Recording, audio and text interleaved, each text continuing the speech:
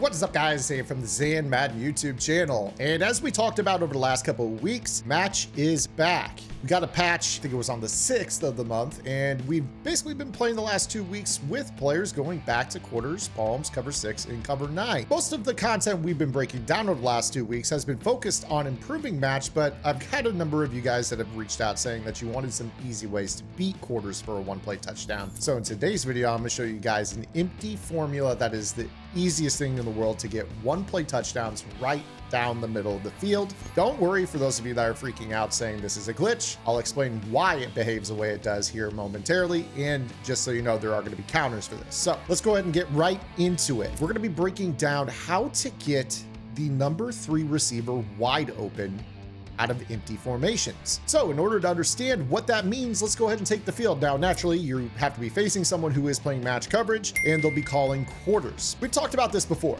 Match is a numbers-based coverage, meaning that you've got players on the field in their defensive assignments that are responsible for matching the vertical attacking threats. With quarters, we basically have 4 players that can pick up vertical routes. And the numbering system is as follows. You will number from outside to inside. So if we were to take a look at the right side of the field, our number 1 receiver is Calvin Johnson.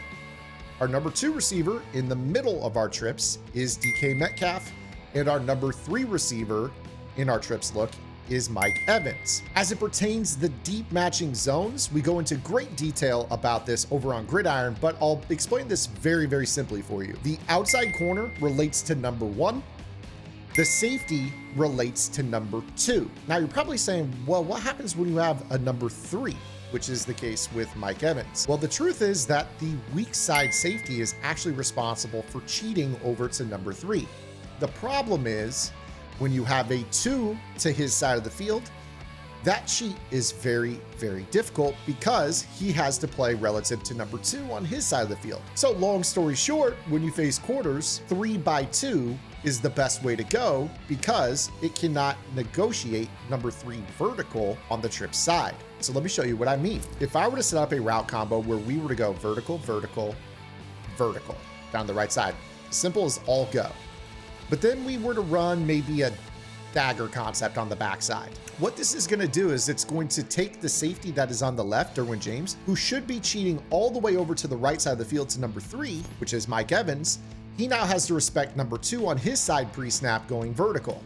And as a result, when we snap this ball, you don't have enough vertically matching deep zones to handle the number of vertical threats. Now, fortunately for us, we got pressure from our interior defensive tackle, but you saw that it was definitely a busted coverage, a pretty bad one at that as well. So again, you see right here as we snap this ball, look how the safety on the far right is playing number 2 vertically. Notice how the safety on the backside is playing his number 2 vertical. What ends up happening here with this is number 3 on the trip side ends up flying naked because we don't have someone who can match him. Now, traditionally in this particular call, you would have some sort of check that would occur. You would either involve an underneath defender, or you would call a split field coverage and kind of rotate your coverage from the weak side to make sure that you have protection to the trip side, something that would, allow you to defend the trip side a little bit better. There are a couple of different options, but we'll get into those momentarily. I want to show you guys how you guys could do this on the fly because I think it's going to be better when it's window dressed. Now, before we get into how to window dress this type of call, I want to let you guys know that over on gridirongameplans.gg, that is the exact focus of what we do with our content. We want to break down the meta, how it works and how to counter it, but also how to kind of set up your calls in a way that is going to make it a little bit less obvious.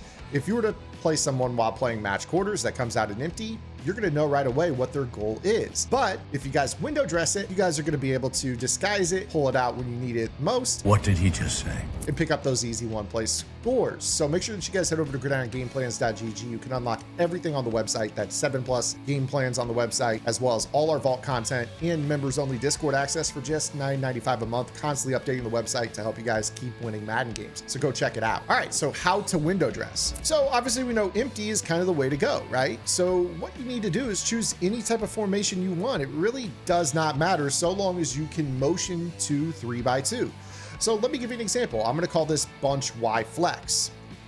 Just whatever play we want. And we know that we're facing quarters because they're playing match. You guys are going to pick up on that tell over the course of the game. Okay, it's match coverage. What we're going to do is we're going to motion our running back out. Now we are in 3x2.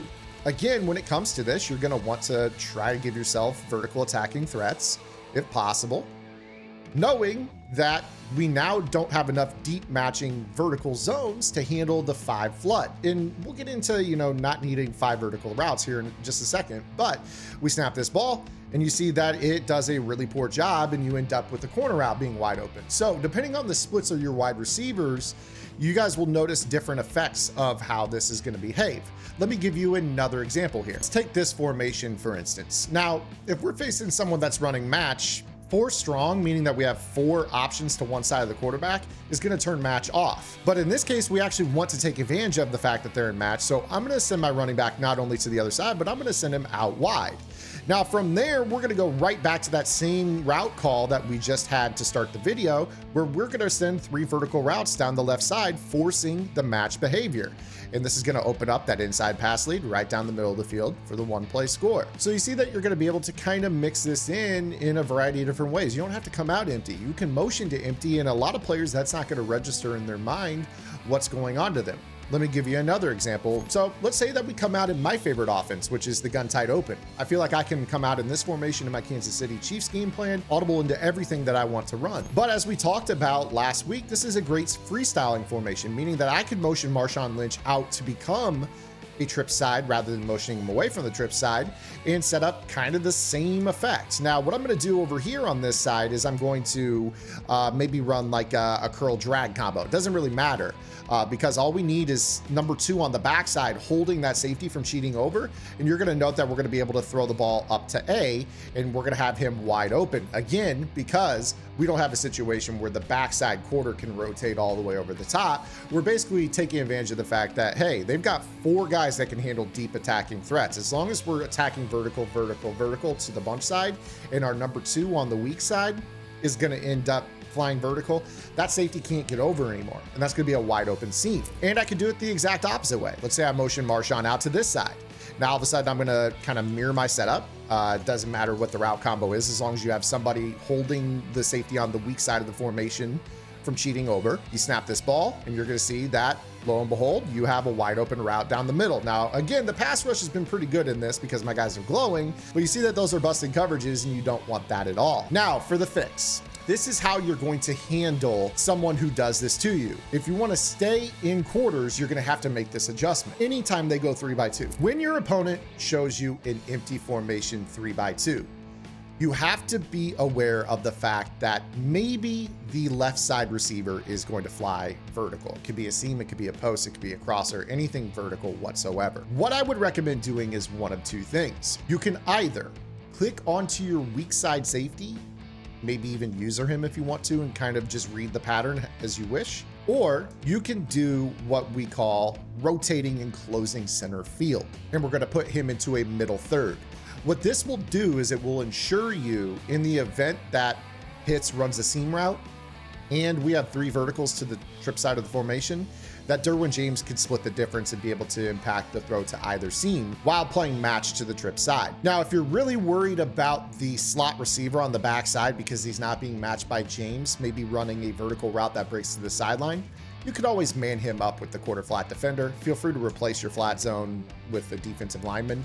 And at least now in this situation, when they bust this coverage, you could actually bait them into this, because what's going to occur is you're going to see that match and then they're going to try to throw that seam, and then you have a poacher from the backside that could maybe jump that throw. A lot of players look for that busted coverage. They're just blinders to the match side. And then when they see that bust happen, they let it rip. They don't really see the guy crossing the field from the backside to be able to poach that. So you can kind of create some hybrid style looks to this. Now, another thing that you guys could do with this, if you so wish, is to take the 3-rec hook defender and simply man up number 3.